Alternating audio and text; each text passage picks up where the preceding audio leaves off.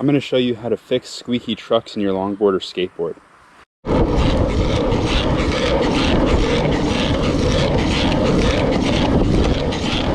That noise is caused by the base plate rubbing against the pivot cup inside of your truck.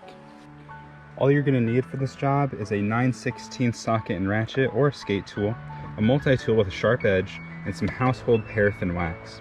The reason why we're using paraffin wax is because it's insoluble in water. People will say that you can use WD-40, other kinds of lubricants, and that might be great for a short-term fix, but this is going to last much longer and it won't make a mess.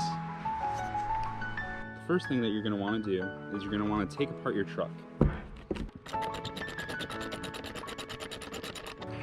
Right, so once you have the nut off, you then take your bushing off, and then you'll have your hanger exposed, which then means you can slide this right off, just like so. Now that we have our truck off, we have exposed the pivot cup. We're going to put the wax right in there. So then we take our wax. By the way, this is a huge chunk of wax. This is probably going to last a lifetime. And we're just going to shave off a little bit of this wax. You shave it thinner than you would a white truffle.